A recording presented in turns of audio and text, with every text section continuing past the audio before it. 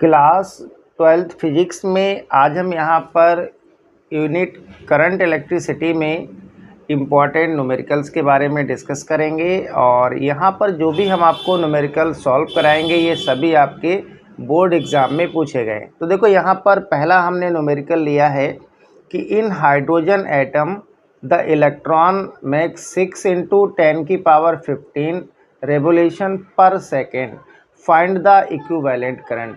आपको equivalent current निकालनी है। तो देखो सबसे पहले जब इसको हम सॉल्व करेंगे तो आप गिवन में देखिए आपको यहाँ पर क्या दे रखा है। तो सबसे पहले आपको यहाँ पर गिवन लिखना है।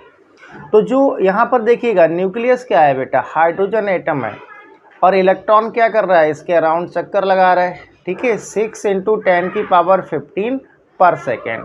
तो यहाँ पर n दिया है, ये n कितना है 6 × 10⁻15। ठीक है, 6 × 10⁻15। ये आपको यहाँ पर n की वैल्यू गिवन में दे रखी है। आपसे कैलकुलेट क्या करवा रहा है, देखो फाइंड द इक्विवेलेंट करंट। आपसे यहाँ पर करंट को कैलकुलेट करवा रहा है, यानी कि I = क्वेश्चन मार्क।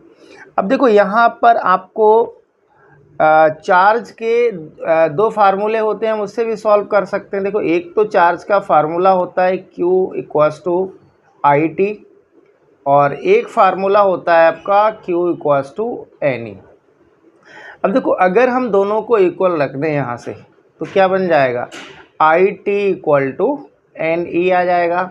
हमें इलेक्ट्रिक करंट फाइंड करना है तो हम लिख सकते हैं NE/T।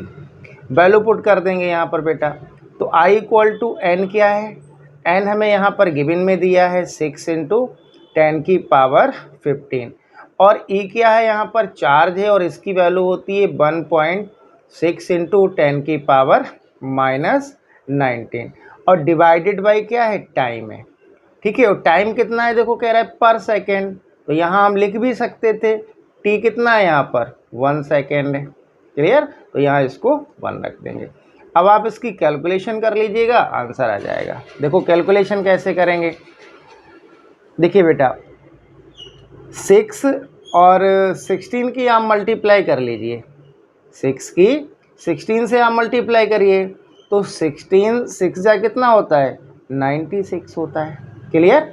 अब देखो यहाँ एक डिजिट से पहले पॉइंट लगा हुआ है तो आप भी यहाँ पर एक डिजिट से पहले पॉइंट लगा दो, यानी कि जब आप 6 और 1.6 की मल्टीप्लाई करेंगे तो कितना आएगा, 9.6 आएगा। कितना आएगा बेटा, 9.6। अब देखो यहाँ 10⁻15 प्लस का है और यहाँ पर 10⁻−19 वो 19 माइनस का है, तो पावर का सम होता है। लेकिन यहाँ पर 15 प्लस का है, 19 माइनस का है, तो यहाँ माइनस हो जाएगा। तो ये आ जाएगा 10⁻⁻4 एम्पियर। ठीक है बेटा, तो यही इस क्वेश्चन का आंसर हो जाएगा। ठीक है, अगला क्वेश्चन हम लोग सॉल्व करेंगे।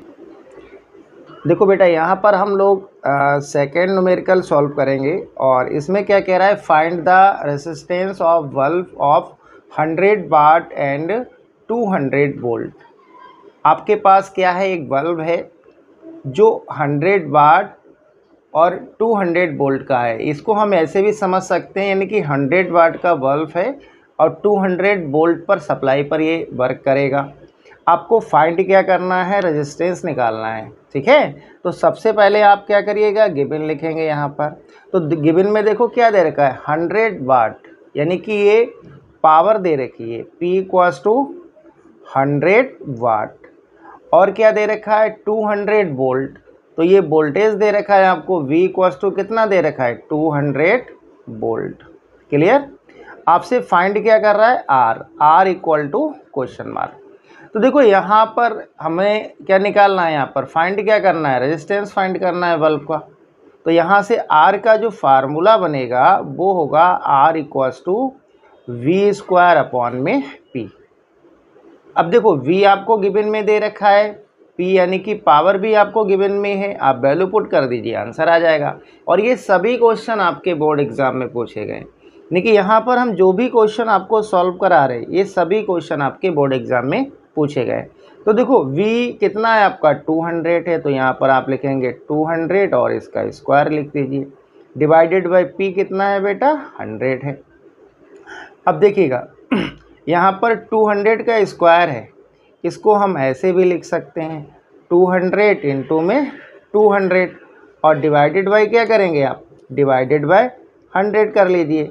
अब देखो ये 2 जीरो से ये वाले 2 जीरो कैंसिल हो जाएंगे और 2 टू जा कितना होगा 4 होगा और ये 2 जीरो है, आप 2 जीरो लगा दीजिए। तो यहाँ पर R कितना आएगा 400 ओम आएगा। कितना आएगा 400 ओम आएगा। नेक्स्ट हम न्यूमेरिकल अगली क्लास में डिस्कस करेंगे। ठीक है, क्लास कैसा लगा आप लोग कमेंट करके ज़रूर बताएं।